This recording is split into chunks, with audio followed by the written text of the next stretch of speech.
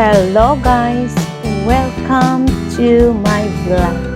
For today's video guys is naglilinis ako sa loob ng aming kwarto. Kasi guys, once in a blue moon lang ako naglilinis sa loob ng kwarto. Charot! Di guys, weekly siya. Pero ngayon is naisipan kong linisin or silipin ang aking mga bag collection na nakalagay sa door box kasi baka nasira na siya guys or kung ano-ano pa. Kasi actually guys, yung mga bag niyan, hindi naman yan siya mga original. Mabilang lang ang original dyan guys kasi bigay lang din yung original dyan.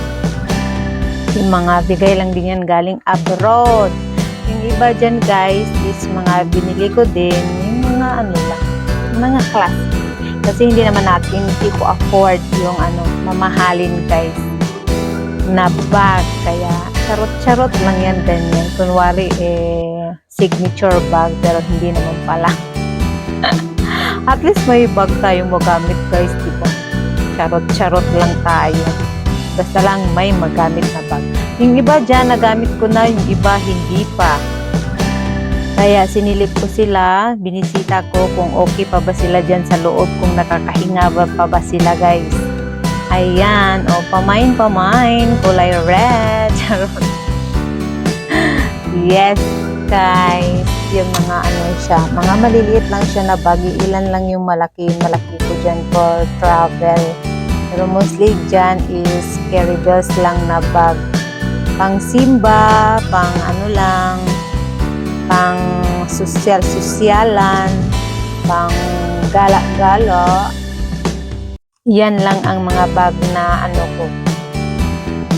At least guys, mayroon tayong bag na magamit na charot-charot. Kunwari, signature bag, hindi naman pala.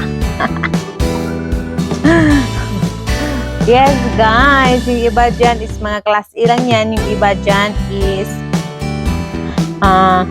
origin.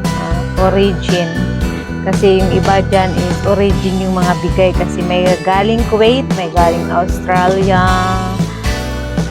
mga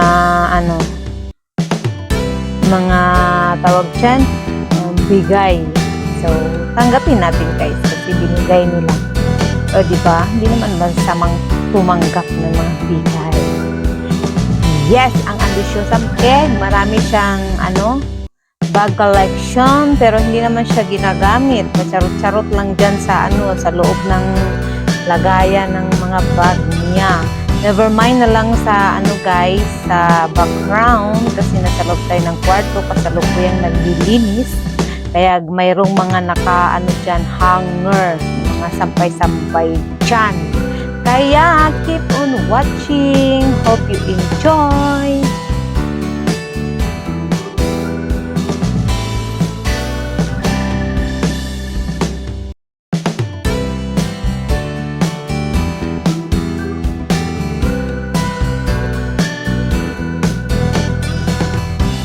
Actually guys, yung iba kong mga bag niya is pinamigay ko na yung iba.